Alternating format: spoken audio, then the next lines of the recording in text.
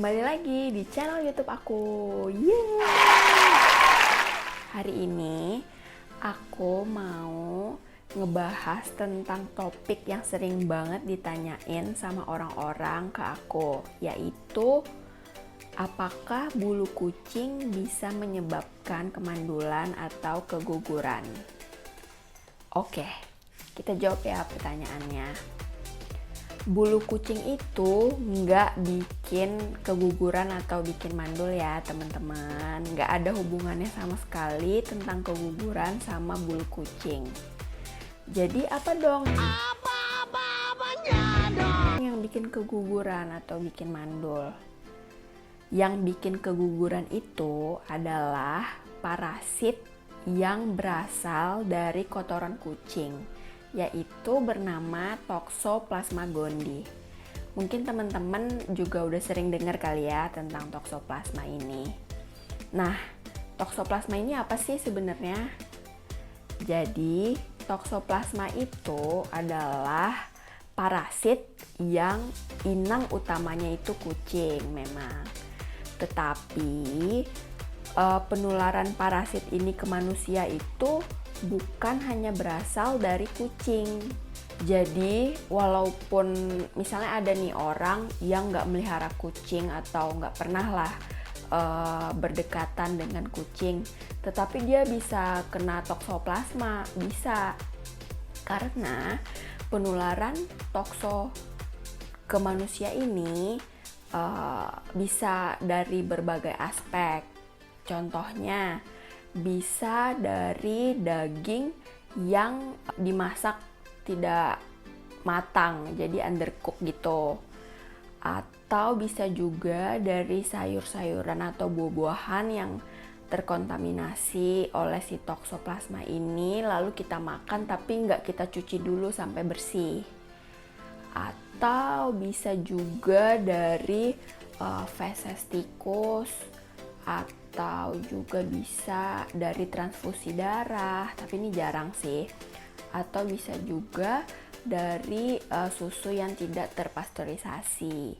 Jadi bukan cuma kucing ya yang bisa nularin toxo ini ke manusia, tapi ada banyak aspeknya. Nah, gimana cara penularannya itu?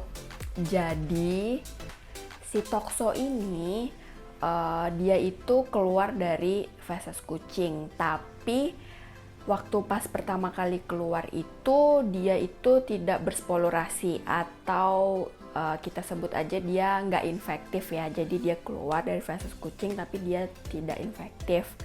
Nah, si ookista tadi bisa infektif, berubah menjadi infektif setelah 5 hari di tanah atau di litter box. Nah, dari situ kita juga udah bisa tahu ya gimana caranya supaya kita tidak terinfeksi oleh toxoplasma ini. Tentu aja kita harus menjaga kebersihan kucing dan lingkungan di sekitar kita dengan baik lah. Jadi kalau misalnya pet lover semua punya kucing, jangan sampai fesesnya itu didiemin bisa sampai 2-3 hari gitu, jangan. Bagusnya bisa sehari diganti lah 2-3 kali. Tapi kalau misalnya nggak bisa, pokoknya cukup sehari sekali, tapi itu harus rutin ya.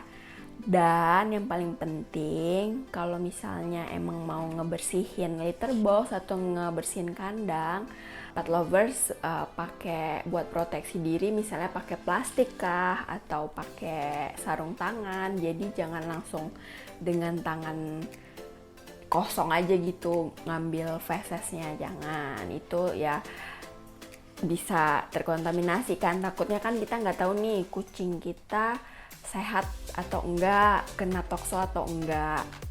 Nah, kalau misalnya pet lovers pengen tahu kucingnya pet lovers itu terinfeksi toxo apa enggak, pet lovers bisa cek di klinik-klinik hewan. Biasanya sih klinik-klinik punya ya test kitnya buat cek apakah kucing pet lovers terinfeksi tokso atau enggak, atau kalau misalnya memang pet lovers lagi program hamil atau emang pengen tahu nih kalian ada toksonya apa enggak, kalian juga bisa tes. Mungkin kalian juga udah sering dengar nama tesnya itu Torch. Emang agak pricey sih si Torch ini, soalnya dia lengkap gitu loh, jadi bukan cuma tokso doang. Tapi setahu aku bisa sih, kayak kalau misalnya pet lovers cuma mau ngecek tokso apa enggak, itu bisa harganya bisa lebih murah. Nah itu bisa dicek. Kalau saran aku sih mendingan pet loversnya aja yang cek.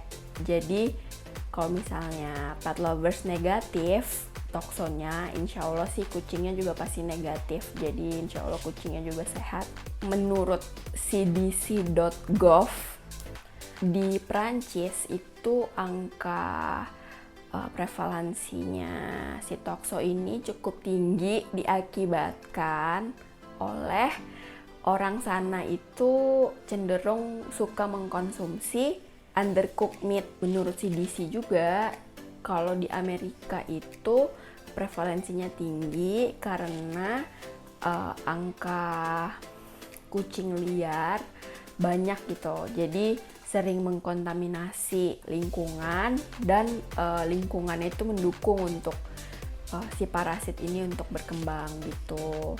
Jadi perlu diingat si tokso ini jangan cuma nyalahin kucing aja gitu, kayak oh ini gara-gara melihara kucing nih lalala segala macam. Padahal yang bisa bikin terinfeksi tokso ini juga bukan cuma kucing aja, tapi gaya hidup kurang bersih misalnya, itu juga bisa. Jadi buat pet lovers, kalau misalnya emang pengen pelihara kucing, yaitu kita harus selalu menerapkan perilaku hidup bersih dan sehat.